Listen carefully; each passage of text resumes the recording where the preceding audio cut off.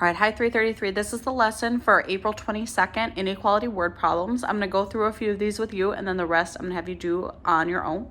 So it says Keith has $500 in his savings account at the beginning of summer. He wants to have at least $200 at the end of the summer. He withdraws $25 per week for food, clothing, and movie tickets. How many weeks can Keith withdraw money from his account? Okay, so it says that he wants to have at least $200. So that would mean it includes $200 and any numbers that are bigger. So I'm going to choose greater than or equal to 200. Then it says he currently has 500. So I'm going to do a plus 500. And finally, it says that he withdraws $25. So withdraws means he's taking it out. So he's spending it. So that means it's going to be negative.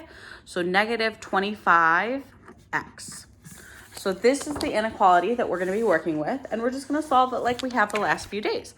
So I'm going to draw my river, subtract 500 from both sides. When I do that, I end up with negative 25x is greater than or equal to, well, 200 minus 500 is negative 300.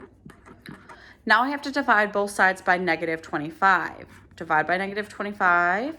And when I do that, remember, since I'm dividing by a negative, my sign is going to flip. So instead of it being greater than or equal to, it's going to flip to less than or equal to. So I'm going to end up with x is less than or equal to 300 divided by, or negative 300 divided by negative 25 is going to be, it's going to be 12, I believe. Let me just check to be sure. 300 divided by 25. Yep, it's 12. All right, so then I end up with x is less than or equal to 12, which means that he can withdraw money for up to 12 weeks.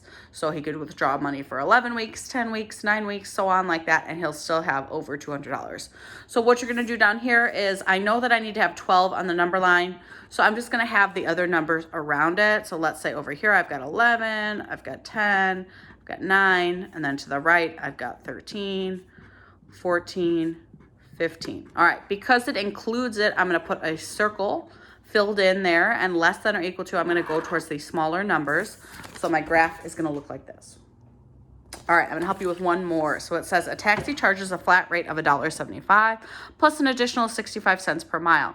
If Erica has at most $10 to spend on the cab, how far could she travel? All right, so that 175, that's going to be like our y-intercept. So I'm going to do plus 1.75.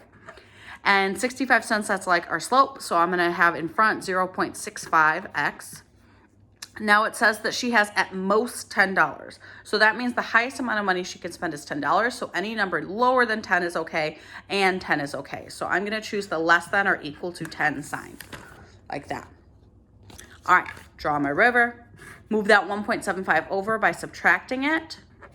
Minus 1.75. When I do that, 10 minus 1.75, I get 8.25.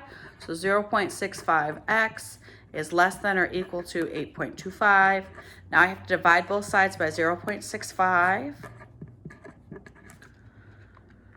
And I get about 12.7. So I'm going to do x is less than or equal to 12.7.